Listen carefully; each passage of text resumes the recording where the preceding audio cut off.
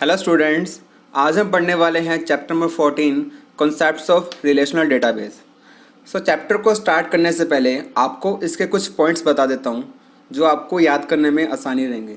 First point आता है, relational database में काम सिर्फ टेबल्स में होता है। रिलेशनल डेटाबेस में बहुत सारी टेबल्स होती हैं। सेकंड आता है, हर टेबल का यूनिक नेम होता है और मल्टीपल कॉलम्स होते हैं।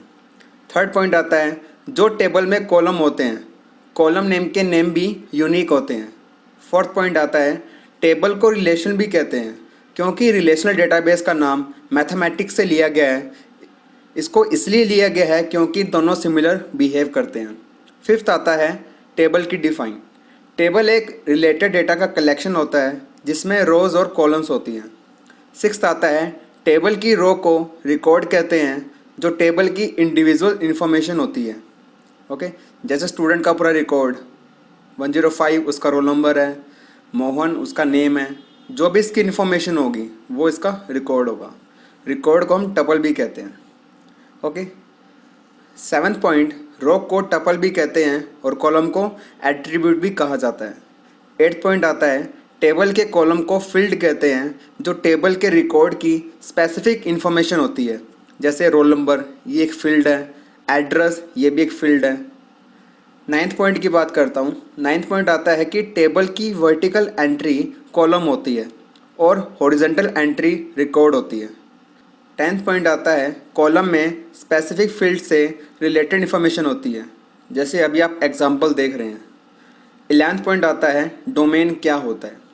डोमेन एक एट्रीब्यूट के लिए परमिट की जाने वाली यूनिक वैल्यूज़ के सेट को डोमेन कहते हैं। जैसे जेंडर के लिए एक फील्ड डोमेन है क्योंकि जेंडर में मेल, फीमेल, अदर ये कैटेगरी के पर्सन हो सकते हैं। जेंडर फील्ड के अंदर ये तीनों वैल्यूज ही परमिट एंट्रीज हैं, तो ये डोमेन है। 12th पॉइंट आता है, database schema. Schema last chapter में पढ़ा था। स्कीमा डेटाबेस का लॉजिकल डिज़ाइन है जो शायद चेंज होता है। जैसे अभी आप एग्जांपल देख रहे हैं, यहाँ पे स्टूडेंट एक स्कीमा है और बाकी इसके एट्रीब्यूट्स। 15 पॉइंट आता है, डेटाबेस इंस्टांस। किसी पर्टिकुलर टाइम पर डेटाबेस में ग्रुप ऑफ डेटा को डेटाबेस इंस्टांस कहते हैं। For example, student table student database का एक इंस्टांस है। जब हम टेबल में न्यू रिकॉर्ड या नए डेटा को ऐड करते हैं और कुछ को डिलीट करते हैं तो वो चेंज होता है, इसे इंस्टांस कहते हैं। इंस्टांस के बारे में भी हमने लास्ट चैप्टर में पढ़ा था। नेक्स्ट पॉइंट आता है 16 पॉइंट, प्राइमरी की। किसी स्टूडेंट के लिए उसका रोल नंबर उसकी प्राइमरी की होती है क्योंकि रोल नंबर ही स्टूडेंट के रिकॉर्ड को यूनिकली आइडेंटिफाई करती है। ओके, सो अब आते हैं नए टॉपिक पर। तो फर्स्ट हम बात करेंगे डेटा कॉन्स्टेंट्स की।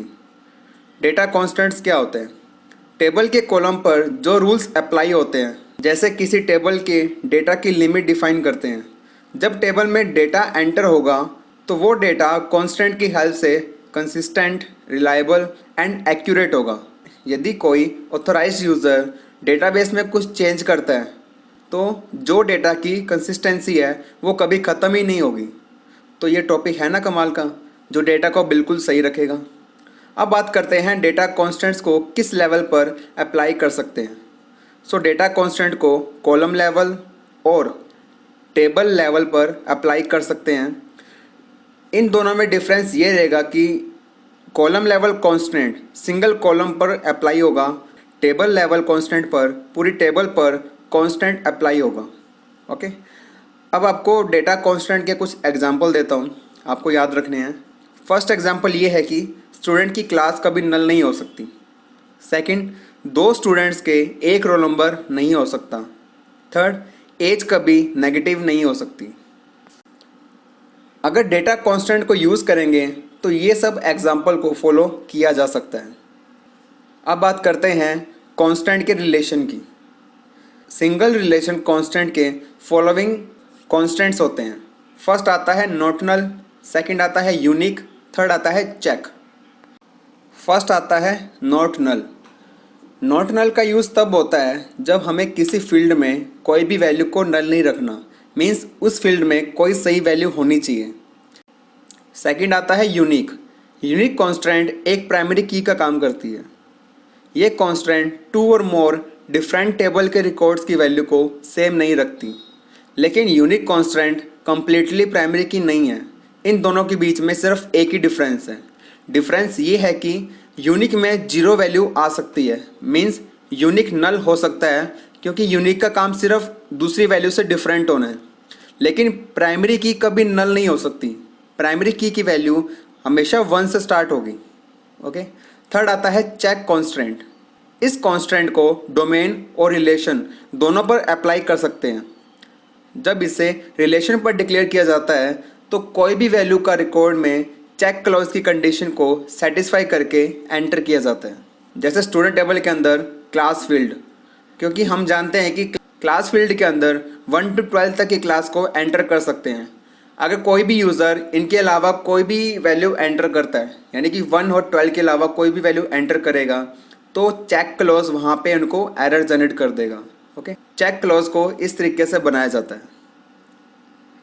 फोर्थ आता है एंटिटी इंटीग्रिटी कॉन्स्टेंट। ये कॉन्स्टेंट प्राइमरी की के द्वारा अप्लाई किया जा सकता है। अगर हम हर एंटिटी के लिए प्राइमरी की डिफाइन करेंगे तो ऑटोमेटिकली एंटिटी इंटीग्रिटी अप्लाई हो जाएगी। बाकी आप जानते ही हो प्राइमरी की के बारे में। फिफ्थ आता है रेफरेंशियल इंटीग्रिटी। अगर दोनों टेबल में कुछ एट्रीब्यूट की वैल्यू सेम है तो इस कंडीशन को रेफरेंशियल इंटीग्रिटी कहते हैं और इसे फॉरेन की हेल्प से अप्लाई किया जाता है। फॉरेन की के बारे में भी हमने लास्ट चैप्टर में पढ़ा था। ओके। अब हम बात करते हैं एसक्यूएल की। एसक्यूएल का पूरा नाम स्ट्रक्चर क्वेरी लैंग्वेज है, जिसका यूज़ रिलेशनल डेटाबेस को मैनेज करने और उनके डेटा पर फॉलोइंग ऑपरेशन करने के लिए यूज़ किया जाता है। यह एक स्टैंडर्डाइज्ड प्रोग्रामिंग लैंग्वेज है। आप जानते ही हो कि किसी से कम्युनिकेशन करने के लिए हम लैंग्वेज का यूज़ करते हैं। तो अगर हमें रिलेशनल डेटाबेस से कम्युनिकेट करना है तो हम एसक्यूएल लैंग्वेज का यूज़ करेंगे। ये रिलेशनल डेटाबेस में डेटा को स्टोर करने, मैनिपुलेट करने और रिट्राइव करने के लिए इस कंप्यूटर लैंग्वेज को बनाया गया है। सो इसका जो कमर्शियल सॉफ्टवेयर है वो ओरेकल, माई और RDBMS है। और जो एसक्यूएल का बेसिक वर्जन है उसको सीक्वल बोलते हैं और इसे IBM के द्वारा डेवलप किया गया है। आपको एक मेन बात याद रखनी है एसक्यूएल की। एसक्यूएल रिलेशनल अलजेब्रा और रिलेशनल कैलकुलस के कॉम्बिनेशन को यूज़ करता है।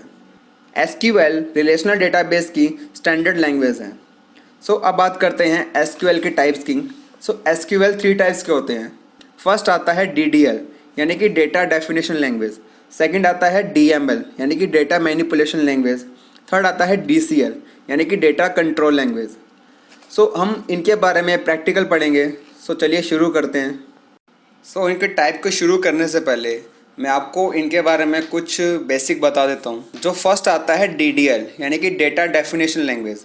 ये एसक्यूएल का एक पार्ट जो हमारी हेल्प करता है डेटाबेस की स्कीमा को बनाने के लिए। सेकंड आता है DML यानी कि डेटा मैनिपुलेशन लैंग्वेज। ये एसक्यूएल का वो पार्ट है जो जिसे हम क्वेरी लैंग्वेज भी बोलते हैं। DML का यूज़ बनाई हुई स्कीमा में, यानी कि जो हम DDL के अंदर स्कीमा बनाते हैं उसके अंदर वैल्यूज़ को मैनिपुलेट करने के लिए, जैसे कि उसके अंदर वैल्यू को इंसर्ट करने के लिए, डिलीट करने के लिए, अपडेट करने के लिए और रिट्राइव करने के लिए DML लैंग्वेज का यूज़ किया जाता है जो कि की रिलेशन के अंदर स्टोर है। ओके। DCL यानी कि data control language. Data control language SQL की सब कमांड्स का कलेक्शन होता है जहाँ पे हम बनाए हुए डेटाबेस पर डेटा को सिक्योरिटी और मैनिपुलेट करने के राइट्स को प्रोवाइड करवाता है। ओके।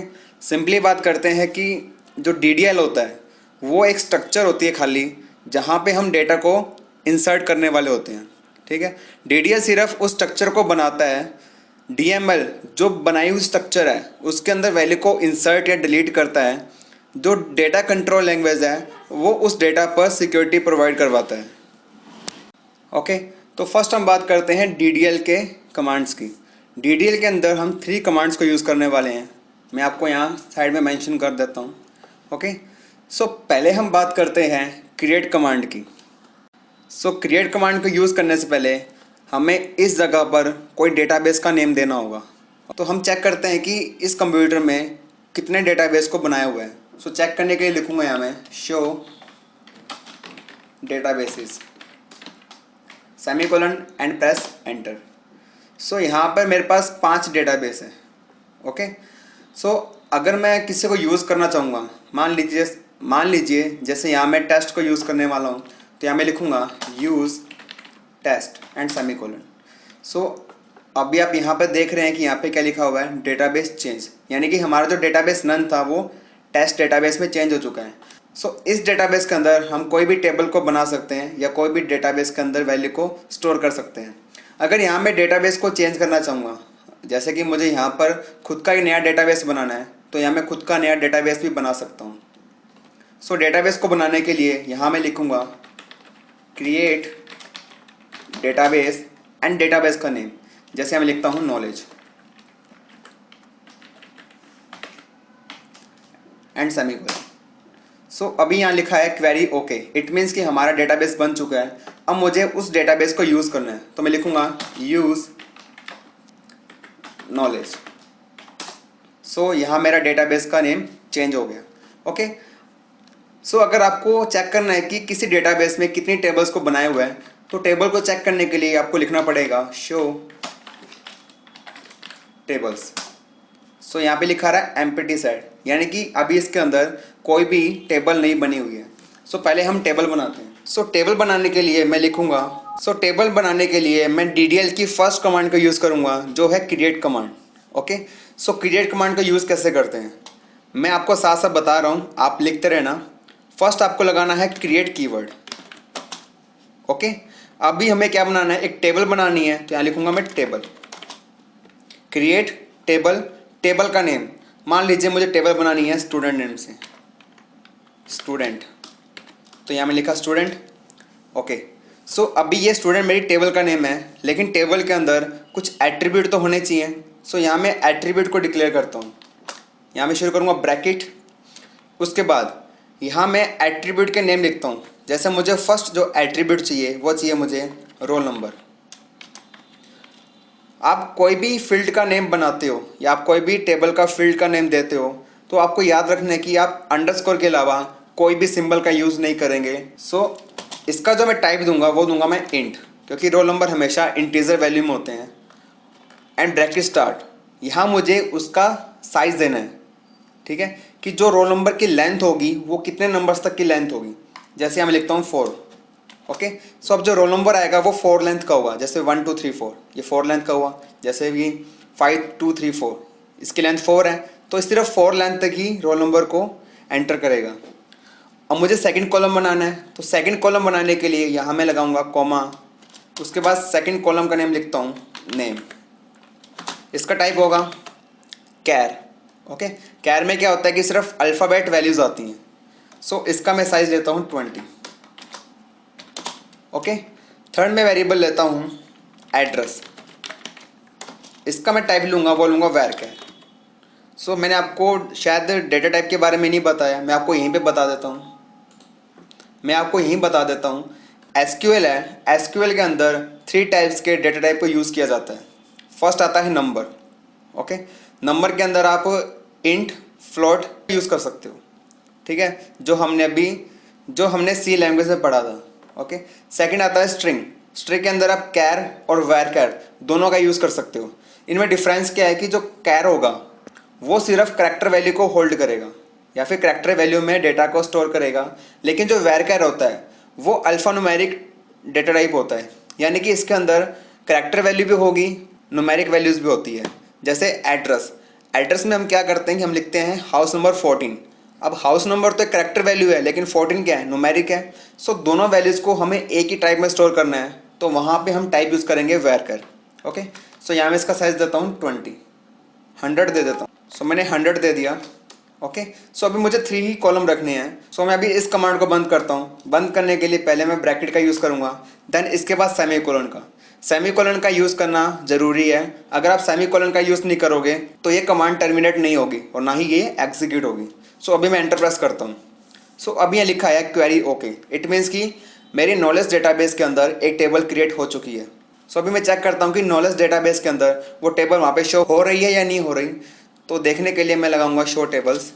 सो देखो यहाँ पे लिखा आया था एम्प्टी सेट, लेकिन अभी नॉलेज डेटाबेस में क्या आ रहा है, यहाँ पे स्टूडेंट नेम की टेबल बन चुकी है। ओके, अब मैं बात करता हूँ DDL के सेकंड कमांड की, जो है अल्टर। अल्टर कमांड का यूज़ टेबल की स्ट्रक्चर में कुछ मॉडिफिकेशन करने के लिए यूज़ किया जाता है। अगर आपको पहले से बनी हुई टेबल के अंदर कोई भी कॉलम को ऐड करना है, या जो पहले से कॉलम बना हुआ है उसको डिलीट करना है, या किसी का भी टाइप चेंज करना है, सो उस कंडीशन में आप अल्टर कमांड का यूज़ करते हैं। सो इसको यूज़ कैसे करते हैं वो देख लेते हैं। पहले यहाँ मैं लिखूँगा अल्टर टेबल। आपको एक कीवर्ड लिखने पड़ेंगे, अल्टर टेबल। उसके बाद टेबल का नेम। सो टेबल का नेम क्या है हमारा, स्टूडेंट। उसके बाद अभी मुझे स्टूडेंट टेबल पे क्या करना है, कोई कॉलम को ऐड करना है या किसी को रिमूव करना है। अगर मुझे कोई कॉलम को ऐड करना है तो यहाँ मैं कीवर्ड लिखूँगा जो है ऐड। ओके, सो मुझे कॉलम जो ऐड करना है वो है एज। सो एज का टाइप क्या दूंगा मैं दे दूँगा, सो एज का टाइप दूंगा मैं इंट। ओके, सो इसका साइज देता हूँ 2, क्योंकि मैक्सिमम एज 99 तक ही ले सकते हैं। Okay, then semicolon. जैसे मैंने एंटर प्रेस किया तो यहाँ पे लिखा है क्वेरी ओके, और यहाँ पे डुप्लीकेसी 0, बिल्कुल भी डुप्लीकेसी नहीं हुई। सो DDL की जो थर्ड कमांड है ड्रॉप कमांड क्या करती है कि अगर आपको इस पूरी टेबल को कम्प्लीटली डिलीट करना है, अगर आपको टेबल को डिलीट करना है, सो डिलीट करने के लिए आप ड्रॉप कमांड का यूज़ करते हो। Okay, so drop command use कैसे करते हैं, पहले आप लिखोगे ड्रॉप, उसके बाद हमें क्या डिलीट करना है, टेबल। अगर आपको डेटाबेस डिलीट करना है तो आप डेटाबेस भी डिलीट कर सकते हो। सो अभी मुझे टेबल को डिलीट करना है, सो लिखूंगा ड्रॉप टेबल। टेबल का नेम क्या है, स्टूडेंट। जैसे मैं एंटर प्रेस करूंगा यहाँ लिखा है क्वेरी ओके, इट मीन्स कि नॉलेज डेटाबेस के अंदर स्टूडेंट नेम की टेबल को डिलीट कर दिया गया है। सो अभी हम चेक करते हैं फिर से। सो अभी हम चेक करते हैं कि नॉलेज डेटाबेस में अभी वो टेबल शो हो रही है या नहीं हो रही। Show tables. सो अभी यहाँ लिखा रहा है एम्प्टी सेट, इट मीन्स कि हमने जो टेबल बनाई थी वो यहाँ पे डिलीट हो चुकी है। ओके, सो ये बात की थी मैंने DDL कमांड की। सो नेक्स्ट मैं बात करता हूँ DML, यानी कि डेटा मैनिपुलेशन लैंग्वेज। जैसा कि मैंने आपको बताया कि DML कमांड का यूज़ बनाई हुई टेबल के अंदर वैल्यूज़ को इंसर्ट करने के लिए यूज़ किया जाता है। ओके, सो अभी हमारे पास कोई टेबल है नहीं, तो मुझे एक बार फिर से टेबल बनानी होगी। तो यहाँ मैं फिर से वही कमांड को एग्जीक्यूट करता हूँ। ओके, सो मैं अभी चेक करता हूँ। सो यहाँ पे अभी स्टूडेंट टेबल शो हो रही है। तो अब मैं क्या करता हूँ, स्टूडेंट टेबल के अंदर वैल्यूज़ को इंसर्ट करता हूँ। सो इंसर्ट करने के लिए मैं DML की फर्स्ट कमांड का यूज़ करूँगा जो है इंसर्ट कमांड। इंसर्ट कमांड का यूज़ कोई भी टेबल के अंदर वैल्यूज़ को इंसर्ट करने के लिए या फिर ऐड करने के लिए यूज़ की जाता है। सो वैल्यू को इंसर्ट कैसे करते हैं, इंसर्ट करने की कमांड ये है कि पहले आप लिखोगे इंसर्ट, उसके बाद इनटू। इंसर्ट इनटू एक कीवर्ड है, आपको ये लिखना ज़रूरी है। सो अभी जो मैंने लिखा इंसर्ट इनटू, इसका क्या मीनिंग है कि हमें किसी टेबल के अंदर वैल्यूज़ को इंसर्ट करना है, लेकिन उस टेबल का नाम क्या है, उस टेबल का नेम है स्टूडेंट। ओके, सो मुझे इंसर्ट क्या करना है, मुझे उसकी वैल्यूज़ को इंसर्ट करना है। तो यहाँ मैं लिखूँगा values and bracket start. Okay, so मैंने यहाँ पे जो स्टूडेंट टेबल को बनाया उसका फर्स्ट कॉलम क्या था, रोल नंबर। इसका टाइप क्या है, इंट, यानी कि मुझे यहाँ पे जो रोल नंबर लिखना होगा वो लिखना होगा इंटीजर टाइप का। सो अभी यहाँ मैं लिखता हूँ 101 कॉमा। ओके, आपको एक बात और याद रखनी है कि अगर आप कोई भी इंटीजर वैल्यू लिखते हो आप उसको बिना कोट्स के लिखोगे, लेकिन जो करैक्टर वैल्यू होती है या फिर अल्फान्यूमेरिक या फिर वैरकर की वैल्यू होगी आप उसको सिंगल कोट्स में लिखोगे। ओके, सो इंटीजर मैंने नॉर्मल लिखा है बिना कोट्स के। सेकंड आता है नेम। नेम है करैक्टर टाइप का, इट मीन्स यहाँ मुझे सिंगल कोट्स का यूज़ करना होगा। सो यहाँ मैं नेम लिखता हूँ अजय, सिंगल कोट्स बंद, कोमा, स्पेस। सो फर्स्ट मेरा रोल नंबर आ चुका है, सेकंड आ गया नेम, थर्ड लिखना है एड्रेस। एड्रेस में लिखता हूँ यहाँ पे कोटा। ओके, सो यहाँ मैंने 3 वैल्यू को इंसर्ट कर लिया, लास्ट में मुझे लगाना है सेमीकोलन। सो अभी यहाँ पे क्या आ रहा है, अभी यहाँ पे क्या आ रहा है, क्वेरी ओके, यानी कि अभी 1 रो को मैंने बना दिया, यानी कि एक टपल या फिर एक स्टूडेंट का रिकॉर्ड मैंने स्टोर कर लिया। सो उसको देखने के लिए मैं सिलेक्ट कमांड का यूज़ करूँगा जो DML का पार्ट है। सो देखने के लिए क्या करेंगे, हम लिखेंगे सिलेक्ट स्टार फ्रॉम। यहाँ मैंने स्टार क्यों लगाया है, स्टार का मीनिंग ये है कि हम पूरी टेबल को एक साथ देख सकते हैं। मैं आपको इसके अलग अलग एग्जांपल दूंगा। तो अभी मैंने क्या लिखा, सिलेक्ट। सिलेक्ट मतलब देखना, यहाँ पे चूज़ करना नहीं है। सिलेक्ट मतलब किसी डेटाबेस की टेबल को देखने के लिए सिलेक्ट कमांड का यूज़ किया जाता है। यहाँ लिखा स्टार कि मुझे पूरी टेबल देखनी है, फ्रॉम कौन सी टेबल से देखनी है, स्टूडेंट, यहाँ लगाऊंगा सेमीकोलन।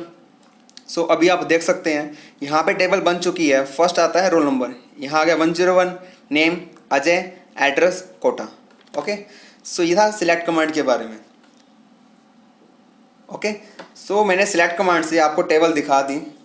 अगर आपको सिर्फ इस टेबल के अंदर सिर्फ नेम और एड्रेस देखना है तो उसको देखने के लिए क्या करोगे, पहले आप लिखोगे सिलेक्ट स्पेस, इसके बाद आप यहाँ लिखोगे कि आपको कौन से कॉलम देखने हैं। तो मुझे देखना है नेम, आपने जैसे यहाँ लिखा है आप उसको एज इट इज़ वैसे ही यहाँ लिखोगे। ओके, कॉमा सेकंड मुझे कॉलम देखना है एड्रेस, तो मैंने दोनों कॉलम के नेम लिख दिए कि मुझे नेम और एड्रेस देखना है। फ्रॉम टेबल का नेम क्या है, स्टूडेंट, सेमीकोलन। सो देखो अभी यहाँ सिर्फ नेम और एड्रेस को ही शो कर रहे हैं। ठीक है, आप ऐसे सिलेक्ट कमांड का यूज़ करके मल्टीपल एग्जाम्पल बना सकते हो। तो अभी मैं DML की जो थर्ड कमांड है उसके बारे में बात करूँगा, जो है डिलीट कमांड। डिलीट कमांड का यूज़ किसी भी टेबल के अंदर रिकॉर्ड को डिलीट करने के लिए यूज़ किया जाता है। सो इसको यूज़ कैसे करते हैं, आप लिखोगे डिलीट फ्रॉम, ये कीवर्ड है आपको लिखना ज़रूरी है। डिलीट फ्रॉम, फ्रॉम मतलब किस टेबल से रिकॉर्ड को डिलीट करना है। सो टेबल का नेम है स्टूडेंट।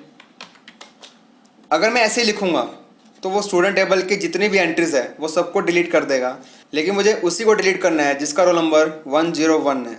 सो ऐसी कंडीशन देने के लिए हम क्या यूज़ करेंगे, हम किसका यूज़ करेंगे, हम यूज़ करेंगे वेयर क्लॉज का।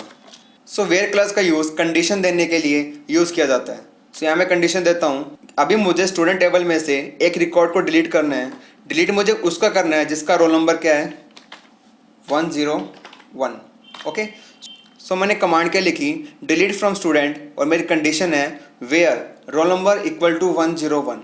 सो जैसे मैं एंटर प्रेस करूँगा यहाँ आता है क्वेरी ओके, 1 रो अफेक्टेड, यानी कि इस कमांड से सिर्फ 1 रो को डिलीट किया गया। सो अभी आपको मैं दिखा देता हूँ। तो आप देख सकते हैं कि अब जब मैंने सिलेक्ट कमांड का यूज़ किया तो यहाँ पे लिखा रहा है एम्प्टी सेट, यानी कि अब उस टेबल के अंदर कोई भी वैल्यू इंसर्ट नहीं है। ओके, सो अभी मैं क्या करता हूँ, अभी मैं 2-4 एंट्री को और इंसर्ट कर लेता हूँ। अभी देखो, अभी हमने इस टेबल में कोई भी कांस्टेंट का यूज़ नहीं किया। ठीक है, जो मैंने फर्स्ट एंट्री को ऐड की है वो मैंने किया है 101 अजय कोटा। ओके, जो सेकंड रिकॉर्ड होगा वो मैं सेम यही रिकॉर्ड करता हूँ। तो चेक करता हूँ कि अगर हम बिना कांस्टेंट के इस कमांड को एग्जीक्यूट कर रहे हैं या फिर डुप्लीकेसी कर रहे हैं तो वो डुप्लीकेसी होने दे रहा है या नहीं होने दे रहा।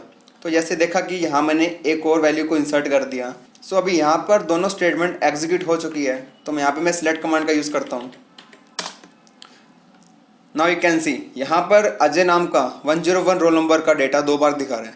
ये क्यों दिखा रहा है, क्योंकि हमने यहाँ पर डेटाबेस कांस्टेंट का यूज़ नहीं किया। ओके, सो उसको यूज़ कैसे करते हैं मैं आपको बता देता हूँ। सो अभी मैं बात करता हूँ DML की फोर्थ कमांड, लास्ट कमांड के बारे में, जो है अपडेट कमांड। सो अपडेट कमांड का यूज़ कैसे करते हैं। सो अपडेट कमांड का यूज़ करने के लिए फर्स्ट आप लिखोगे अपडेट स्पेस, उसके बाद टेबल का नेम है स्टूडेंट। आपको प्लीज़ ये कमांड्स को याद रखना होगा, अगर आप थोड़ी प्रैक्टिस करोगे तो आप इसको इजीली बनाना सीख जाओगे। तो अभी मैंने कमांड लिखी अपडेट स्टूडेंट, उसके बाद एक कीवर्ड आता है जिसका नेम है सेट, इसका यूज़ करना ज़रूरी है। उसके बाद हमें स्टूडेंट टेबल में कुछ अपडेट्स करनी है या कोई भी कॉलम को सेट करना है। सो हमें क्या चेंज करना है, जैसे हमें मान लो अपडेट कमांड को यूज़ करने से पहले मुझे एक अलग वैल्यू को इंसर्ट करना होगा। सो जैसे यहाँ मैं करता हूँ 102 अमन बठिंडा। ओके, अभी सबसे पहले मैं टेबल को देखता हूँ तो आप देख सकते हैं यहाँ पे 3 एंट्रीज आ चुकी है। सो मुझे क्या करना है अभी, अभी मुझे अमन का एड्रेस चेंज करना है। यहाँ मुझे लिखना है जयपुर। ओके, सो इसको मैं कैसे चेंज करूँगा, तो चेंज करने के लिए फर्स्ट मैं लिखूँगा, फर्स्ट लिखता हूँ अपडेट टेबल का नेम स्टूडेंट सेट। आपको कमांड्स याद कर लेनी चाहिए। सेट एक कीवर्ड है जो अपडेट कमांड के साथ यूज़ किया जाता है। अब मुझे किस कॉलम में चेंज करना है, मुझे करना है एड्रेस कॉलम के अंदर चेंज। ओके, सो मुझे एड्रेस कॉलम में एक नई वैल्यू इंसर्ट करनी है। उस नई वैल्यू को उस नई वैल्यू को मैं यहाँ पे इंसर्ट करता हूँ। यहाँ लिखता हूँ मैं जयपुर। अभी मैंने लिख तो दिया कि मुझे स्टूडेंट टेबल के अंदर एक एड्रेस की वैल्यू को चेंज करना है, लेकिन यहाँ पे तो 3 एंट्रीज है, वो किसकी वैल्यू चेंज करेगा। सो मुझे क्या देना है कि मुझे यहाँ पर लिखना होगा कि जिसका रोल नंबर 102 है वो उसकी वैल्यू को चेंज करे। सो मैं यहाँ लिखूँगा where roll number equal to 102। So जैसे ही मैं इस लाइन को एग्जीक्यूट करूँगा तो यहाँ पे लिखा आ रहा है क्वेरी ओके, एक रो में वैल्यू चेंज हो चुकी है। ओके, यहाँ लिखा गया चेंज्ड 1। तो अभी हम चेक कर लेते हैं कि उसमें कुछ चेंज हुआ या नहीं हुआ। सो चेक करने के लिए सिलेक्ट कमांड का यूज़ करेंगे। सो जैसे मैंने एंटर प्रेस किया तो आप देख सकते हैं कि जहाँ पे बठिंडा लिखा हुआ था वहाँ पे अब जयपुर आ रहा है। सो ये मैंने बात की थी DML के बारे में, यानी कि डेटा मैनिपुलेशन के बारे में। थर्ड हम बात करते हैं DCL की, यानी कि डेटा कंट्रोल लैंग्वेज। सो डेटा कंट्रोल लैंग्वेज बनाए हुए डेटाबेस में डेटा को सिक्योरिटी प्रोवाइड करवाने या फिर किसी भी यूज़र को डेटा एक्सेस करने की परमिशन देता है। सो पहले हम क्या करने वाले हैं। सो DCL का यूज़ किसी भी बनाए हुए डेटाबेस में डेटा को सिक्योरिटी प्रोवाइड करवाने और किसी भी यूज़र को उस डेटा को एक्सेस करने की परमिशन देता है। ओके, इट मीन्स कि उसको मैनिपुलेट करने के राइट्स देगा। सबसे पहले हम एक यूज़र को क्रिएट करते हैं। सो यूज़र को क्रिएट करने के लिए हम यहाँ लिखेंगे क्रिएट यूज़र। आपको अगर कुछ भी बनाना है तो आप सिर्फ क्रिएट लिखोगे, लेकिन क्या बनाना है, आपको टेबल बनानी है तो यहाँ पे टेबल आएगा। अगर आपको डेटाबेस बनाना है यहाँ पे डेटाबेस आएगा। अगर आपको यूज़र बनाना है यहाँ पे यूज़र आएगा। ओके, सो इसके बाद क्या करना है, हमें यहाँ पर यूज़र का नेम देना है। सो सिंगल कोट्स में नेम दूंगा अमन। Okay, space. उसके बाद सो इसका जो होस्ट होगा वो लोकल होस्ट होगा, तो हम आगे लिखेंगे @ सिंगल कोट स्टार्ट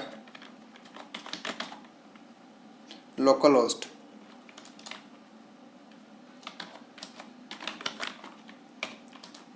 अभी हम क्या करेंगे, जो भी अमन नाम का यूज़र क्रिएट कर रहे हैं, अगर आपको उसको कोई पासवर्ड देना है तो पासवर्ड देने के लिए आप क्या लिखोगे,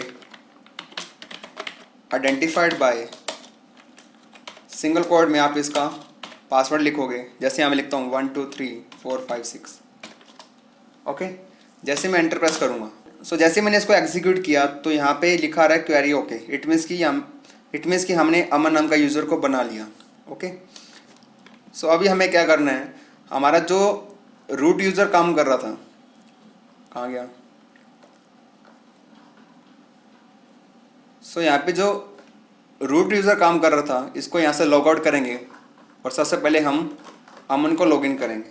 ओके, सो उसको लॉगिन करने के लिए पहले हमें इस आईडी को लॉग आउट करना होगा, यानी कि जो यूज़र काम कर रहा था, जो भी रूट नाम का यूज़र काम कर रहा था, हमें पहले इसको लॉग आउट करना पड़ेगा।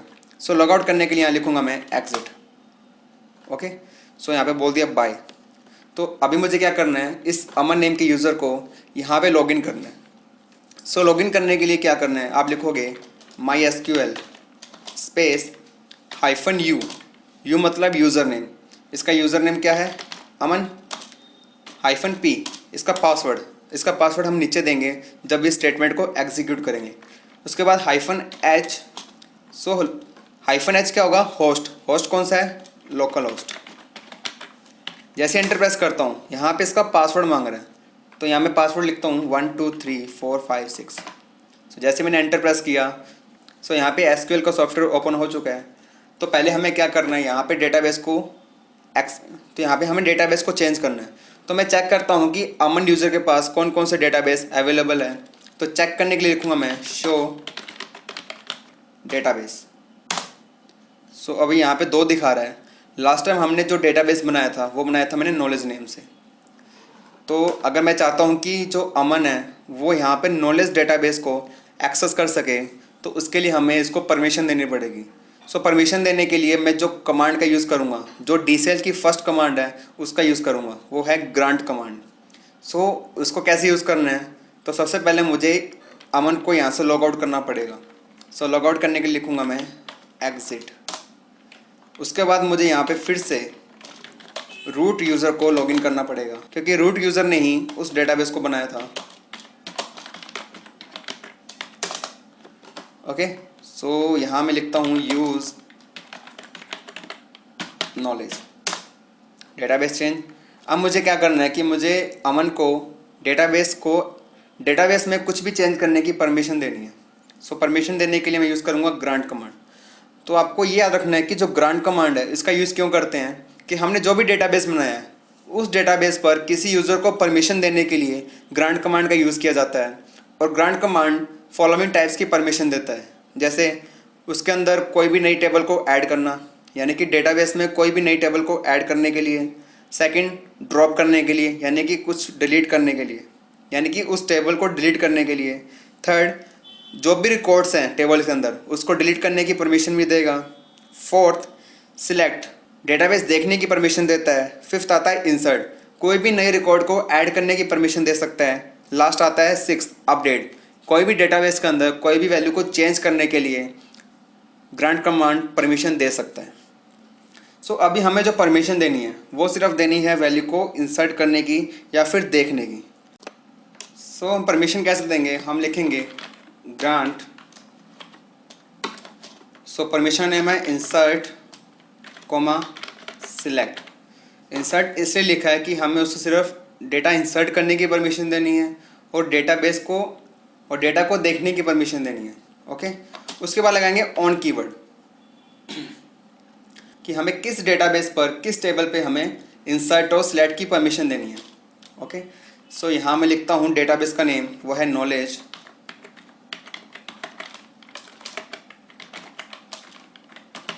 डॉट, टेबल का नेम है स्टूडेंट। सो अभी मैंने क्या लिखा, यहाँ लिखा मैंने कि मुझे इंसर्ट और सिलेक्ट की परमिशन देनी है नॉलेज डेटाबेस के स्टूडेंट टेबल पर।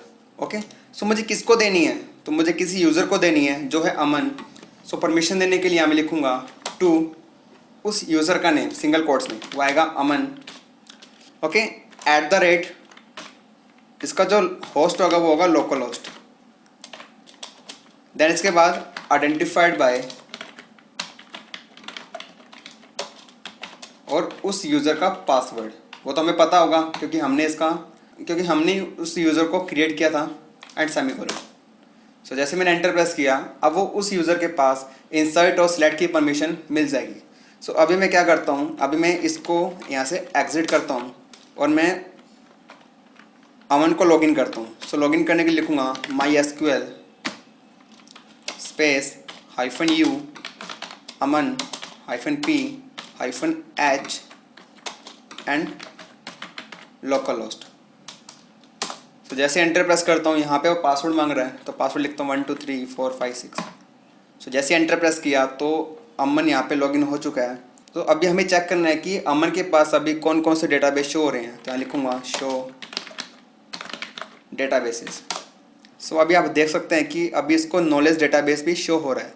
सो अभी हमें क्या करना है, हमें नॉलेज डेटाबेस को यूज़ करना है, यहाँ लिखूँगा यूज़ नॉलेज। सो अभी ये चेक करना है कि नॉलेज डेटाबेस पर हम किस टेबल पे कोई काम कर सकते हैं। तो उसको चेक करने के लिए यहाँ लिखूँगा मैं शो टेबल्स। सो यहाँ दिख रहा है स्टूडेंट कि हम स्टूडेंट टेबल पर कोई ना कोई, यानी कि हम स्टूडेंट टेबल पर काम कर सकते हैं। तो अभी चेक करते हैं कि मैं स्टूडेंट टेबल को देख सकता हूँ या नहीं देख सकता। सो देखने के लिए लिखूँगा select star from student. Okay, तो टेबल शो हो रही है। तो अब चेक करता हूँ कि यहाँ मैं कोई भी रिकॉर्ड को डिलीट कर सकता हूँ या नहीं कर सकता। जैसे हमें पता है कि हमने सिर्फ उसको इंसर्ट करने की और देखने की परमिशन दी है। अगर वो यूज़र चेक करना चाहता है कि ये इस डेटाबेस में डेटा को डिलीट कर सकता है या नहीं कर सकता, तो यहाँ मैं लिखता हूँ delete from table name student. So मुझे डिलीट करना है रोल नंबर 102। तो मैं कंडीशन दूंगा where roll number equal to 102। जैसे एंटर प्रेस करता हूँ सो यहाँ पे एक एरर आ चुका है कि delete command denied to user, यानी कि अभी इस यूज़र को डिलीट कमांड की परमिशन नहीं मिली। ओके, मतलब ये सिर्फ वैल्यू को इंसर्ट कर सकते हैं। चलो इंसर्ट करके देख लेते हैं। सो इंसर्ट करने के लिए लिखता हूँ इंसर्ट इनटू, सो टेबल का नेम है स्टूडेंट वैल्यूज़। ओके, सो यहाँ मैं लिखता हूँ 103, नेम दिया मैंने अमित एंड एंड एड्रेस दे दिया मैंने जोधपुर। ओके, जैसे ही मैं एंटर प्रेस करता हूँ, ओके, यानी कि इसको इंसर्ट की वाक्य में परमिशन मिली हुई है। तो अभी हम चेक कर लेते हैं। ओके, सो अभी देख सकते हैं कि यहाँ पर एक एंट्री और ऐड हो चुकी है। ओके, सो ये बात की थी मैंने ग्रांट कमांड की। सो नेक्स्ट हम बात करते हैं रिवोक कमांड की, जो DCL की सेकंड कमांड है। रिवोक कमांड का यूज़ क्यों करते हैं? रिवोक कमांड का यूज़ दी हुई परमिशन, जैसे अभी हमने अमन को डेटाबेस में डेटा देखने की और उसको ऐड करने की परमिशन दी थी। अगर आप चाहते हो कि वो परमिशन इससे वापस ले ली जाए, यानी कि जो परमिशन हमने दी है वो परमिशन वापस ले ली जाए, तो उस कंडीशन में हम रिवोक कमांड का यूज़ करते हैं। सो परमिशन दी थी रूट ने, तो अभी इसको यहाँ से हम एग्जिट करते हैं और यहाँ पे रूट को लॉगिन करते हैं।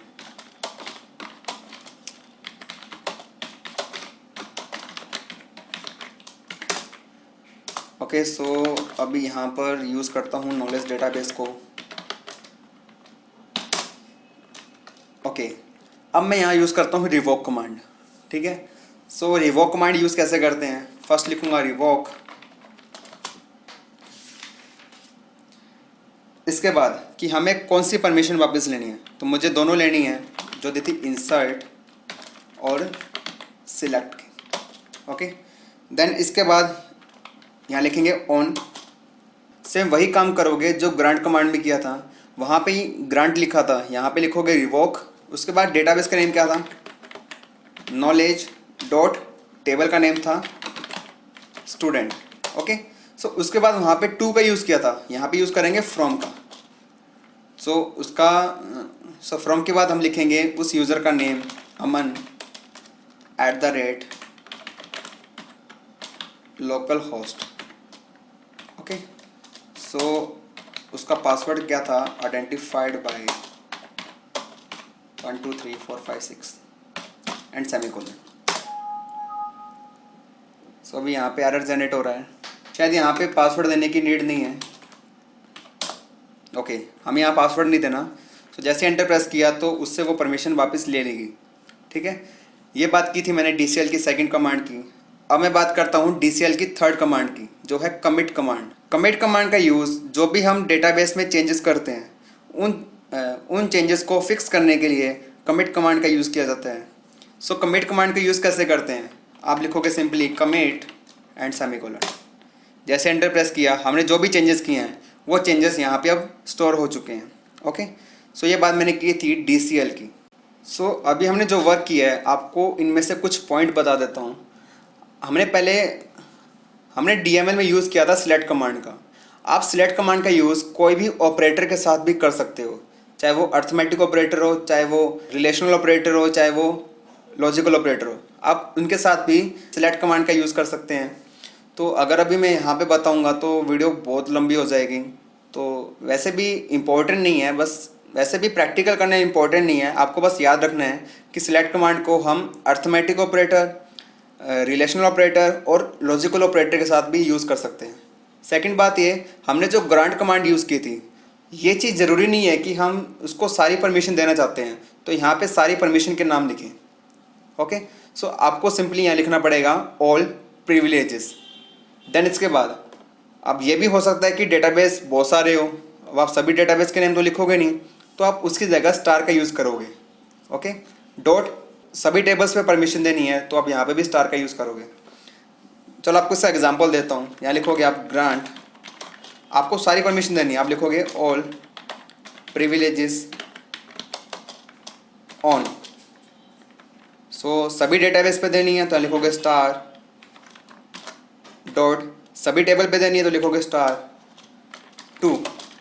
यूज़र का नेम है अमन @ लोकल होस्ट आइडेंटिफाइड बाय, उसका पासवर्ड था 1 2 3 4 5 6 एंड सेमीकोलन। जैसे एंटर प्रेस किया तो इस कमांड से क्या होगा कि जितनी भी परमिशन है, चाहे ऐड करने की हो, चाहे डिलीट करने की हो, मतलब जो काम रूट कर सकता है वो सारे काम वो भी कर सकता है। ठीक है, तो सभी डेटाबेस पे यहाँ पे हमने एस्टेरिस्क साइन का यूज़ किया है, मतलब सभी के लिए जितने भी डेटाबेस हैं या फिर जितने भी टेबल्स हैं उन सब पर सारी परमिशन को वह एक्सेस कर सकता है। ओके। सो थर्ड बात आपको बतानी थी कि थर्ड बात ये थी कि हम कांस्टेंट को यूज़ कैसे करेंगे। ठीक है, तो मैं एक नई टेबल बनाता हूँ जिसका नेम लेता हूँ मैं एम्प्लॉय। उसके अंदर हम कांस्टेंट का यूज़ करेंगे। जैसे मैं पहले टेबल बनाऊंगा, या लिखूँगा create table name. Then table name है एम्प्लॉय। देन इसके बाद ब्रैकेट स्टार्ट, यहाँ मैं फर्स्ट कॉलम लिखता हूँ एम्प्लॉय आईडी, इसका टाइप दूंगा इंट और साइज़ दिया मैंने इसका 2। ओके, इसके बाद यहाँ मैं कांस्टेंट का यूज़ करूँगा। जैसे यहाँ मुझे कांस्टेंट लेना है प्राइमरी की। ओके, सेकंड कॉलम लेता हूँ एम्प्लॉय का नेम, यानी कि ई नेम, टाइप हो गया कैर, साइज़ दिया मैंने इसका 20 और यहाँ मैंने कांस्टेंट यूज़ किया है नॉट नल। ठीक है, थर्ड लिखता हूँ मैं एड्रेस, यहाँ मैंने लिखा वेर कैर, साइज़ दे दिया मैंने इसका 50। और आप यहाँ पे कांस्टेंट लगा भी सकते हो, नहीं भी लगा सकते हैं। ठीक है, वो आपकी मर्ज़ी है। एक लास्ट कॉलम लेता हूँ सैलरी, इसका टाइप लेता हूँ मैं इंट और साइज़ देता हूँ इसका मैं 6 और यहाँ मैं कांस्टेंट यूज़ करता हूँ यूनिक। चाहे आप यहाँ पे नोट नल भी कर सकते हो। ऐसा नहीं है कि अगर आपने एक कॉलम के साथ एक कांस्टेंट यूज़ कर लिया तो आप उस कांस्टेंट का यूज़ कहीं दूसरी जगह नहीं कर सकते, ऐसा नहीं है। आप कितने भी कांस्टेंट यूज़ कर सकते हो, कितनी भी बार कर सकते हो। मैंने यहाँ पे एग्जांपल के लिए यहाँ पे यूनिक कांस्टेंट का यूज़ कर लिया। ओके, अब इतना ही करना है, तो मुझे यहाँ पे ब्रैकेट को बंद करना है, सेमीकोलन। जैसे एंटर प्रेस करूँगा तो आप देख सकते हैं कि यहाँ पर एम्प्लॉय नाम की टेबल क्रिएट हो चुकी है। अगर आपको उसकी स्ट्रक्चर देखनी है कि कितने कॉलम्स हैं, उस कॉलम का टाइप क्या है, साइज़ क्या है, कौन सी की यूज़ की गई है, कौन सा कांस्टेंट लगाया गया है, अगर आपको वो सब चीज़ें देखनी टेबल की, तो आप यूज़ करोगे डिस्क्राइब कमांड। तो आप लिखोगे DSC और टेबल का नेम, तो टेबल का नेम है एम्प्लॉय एंड सेमीकोलन। जैसे मैंने एंटर प्रेस किया तो जितने हमने कॉलम क्रिएट किए थे वो यहाँ पे आ गए। एम्प्लॉय आईडी, ई नेम, एड्रेस, सैलरी, इनका टाइप आ चुका है और साथ में साइज आ चुका है। नल, कौन कौन सा नल नहीं है, ना तो एम्प्लॉय आईडी नल है क्योंकि यहाँ पे प्राइमरी की कांस्टेंट का यूज़ किया गया है, और ना एम्प्लॉय नेम नल है क्योंकि यहाँ पे नोट नल का ही यूज़ किया गया है। ओके, तो इनमें से की कौन सी है? ओके, एम्प्लॉय आईडी एक प्राइमरी की है और सैलरी यूनिक की है। डिफरेंस आपको बता चुका हूँ कि प्राइमरी की 1 से स्टार्ट होगी और सैलरी 0 से स्टार्ट हो सकती है। अभी हमने यहाँ पे कांस्टेंट का यूज़ किया था, आप देख सकते हैं। कांस्टेंट का यूज़ किस लिए करते हैं? अगर आपको डेटा को एक कंसिस्टेंट वे में लगाना है तो आप कांस्टेंट का यूज़ करोगे। यहाँ पे जितनी भी वैल्यूज़ होगी वो यूनिक होगी और सैलरी भी यूनिक होगी। ओके, ये बात की थी मैंने SQL के टाइप्स की। ओके,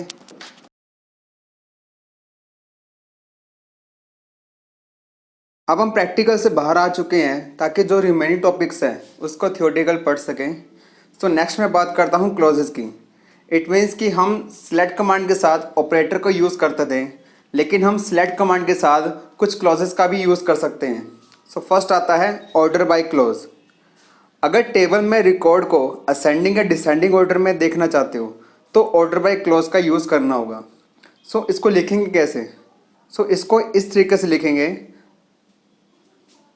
अगर आपको स्टूडेंट टेबल में आपको roll number wise data ascending order में देखना है तो आप लिखते हो select star from student order by roll number.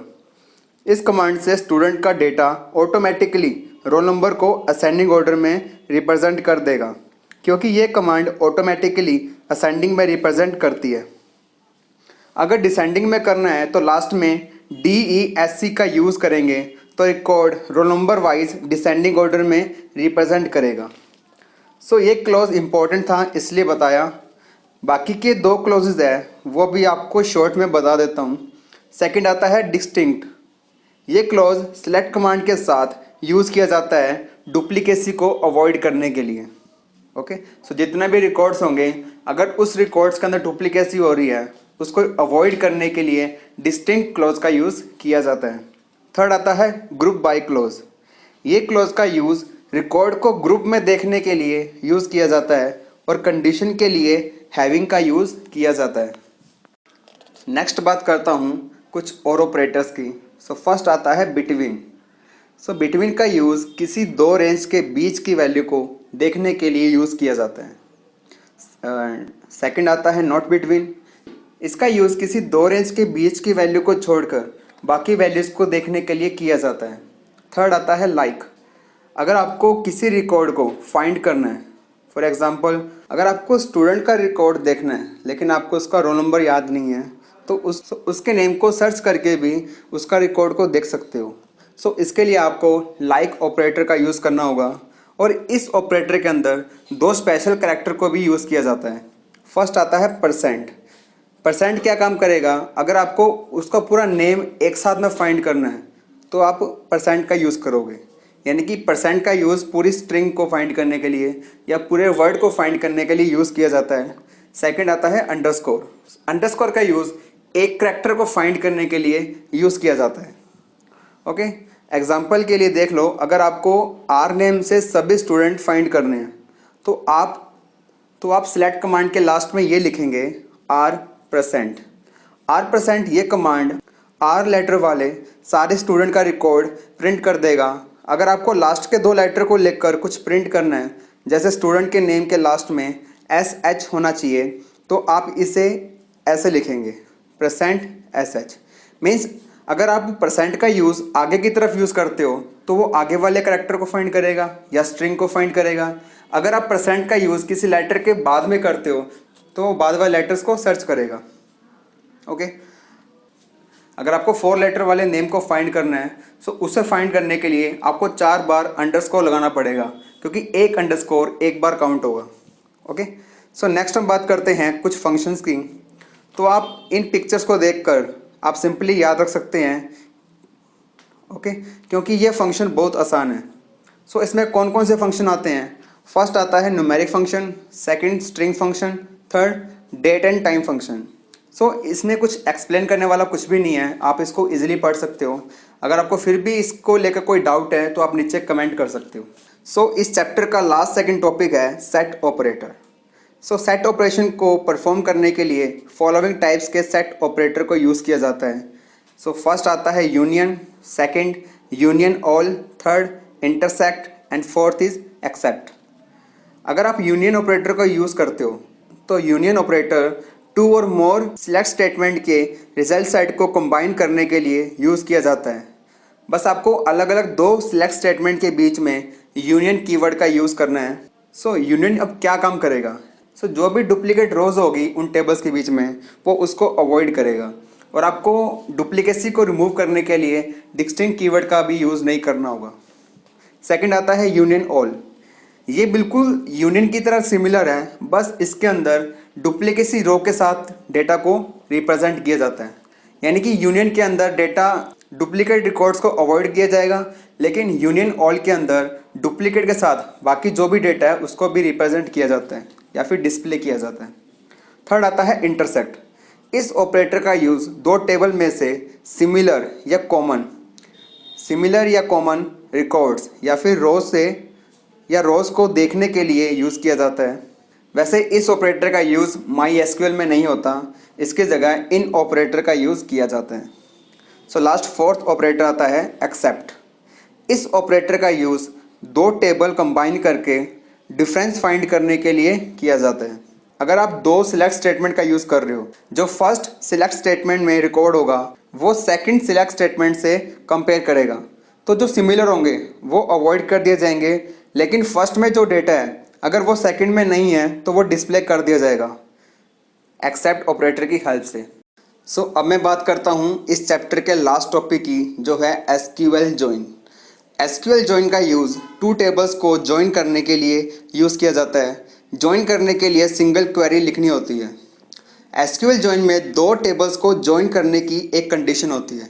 Condition क्या होगी कि अगर जॉइन करने वाले टेबल के कॉलम और उसका टाइप और साइज सेम है तभी जॉइन होगा, अदरवाइज जॉइन नहीं होगा। SQL में फॉलोइंग टाइप्स के जॉइन को यूज़ किया जाता है। फर्स्ट आता है inner join, second Cartesian join, third natural join and fourth is outer join. Outer join में भी 3 टाइप्स के जॉइन आते हैं। फर्स्ट आता है left join, second right join and third is full outer join. First बात करता हूँ इनर जॉइन की। इनर जॉइन दो टेबल्स की वैल्यू को मैच करके रिकॉर्ड रिटर्न करता है। सेकंड आता है कार्टेशियन जॉइन, जिसे क्रॉस जॉइन भी कहते हैं। ये जॉइन दो टेबल्स की रो को प्रोडक्ट करके रिकॉर्ड को रिटर्न करता है। थर्ड आता है नेचुरल जॉइन। ये इनर जॉइन जैसा है और इनर जॉइन को इक्वी जॉइन भी कहते हैं, आप इसको याद रखना। नेचुरल और इनर जॉइन में सिर्फ यही डिफरेंस है। जो भी नेचुरल जॉइन में जॉइन करने पर डुप्लीकेट कॉलम्स होंगे, ठीक है, उनमें से एक कॉलम को हटा दिया जाएगा, और नेचुरल जॉइन यूज़ होने वाला आम जॉइन है। फोर्थ आता है आउटर जॉइन। इसको जॉइन करते टाइम यह ज़रूरी नहीं है कि दोनों टेबल्स का डेटा या रिकॉर्ड्स आपस में मैच करें, इसलिए इसको 3 पार्ट्स में डिफाइन किया गया है। फर्स्ट आता है लेफ्ट आउटर जॉइन, सेकंड आता है right outer join and third आता है फुल आउटर जॉइन। फर्स्ट मैं बात करता हूँ लेफ्ट आउटर जॉइन की। इस जॉइन में लेफ्ट टेबल और राइट टेबल के मैचिंग रिकॉर्ड शो करेगा। जो रिकॉर्ड लेफ्ट टेबल से मैच करेगा राइट से, वही रिप्रेजेंट करेगा। सेकंड आता है राइट आउटर जॉइन। ये लेफ्ट आउटर जॉइन का अपोजिट है। इसमें राइट टेबल और लेफ्ट टेबल का मैचिंग डेटा शो होगा। इसमें राइट टेबल मैच करेगा लेफ्ट से। थर्ड आता है फुल आउटर जॉइन। इसमें दोनों टेबल्स को जॉइन किया जाता है, चाहे रिकॉर्ड्स मैच हो या ना हो। बट जो पहली टेबल का नाम लिखा होगा तो पहले उस टेबल का डेटा शो करेगा। पहले वो लेफ्ट टेबल का राइट टेबल से मैच करके लेफ्ट टेबल के डेटा को रिप्रेजेंट करेगा। उसके बाद राइट टेबल का डेटा रिप्रेजेंट होगा लेफ्ट टेबल से मैच करके। अगर दोनों का डेटा मैच नहीं हो रहा तो उनकी जगह नल का यूज़ किया जाएगा। ओके, अब बात करता हूँ आपके लिए बोनस पॉइंट की। अगर एक सिलेक्ट स्टेटमेंट में या एक सिलेक्ट कमांड के अंदर जब दूसरी सिलेक्ट कमांड को लिखा जाता है, उसको SQL सब क्वेरीज बोलते हैं, और ये क्वेश्चन एग्ज़ाम में 2 नंबर का आता है। आपका चैप्टर यहीं पे ख़त्म होता है। मिलते हैं नेक्स्ट वीडियो में, तब तक के लिए बाय बाय।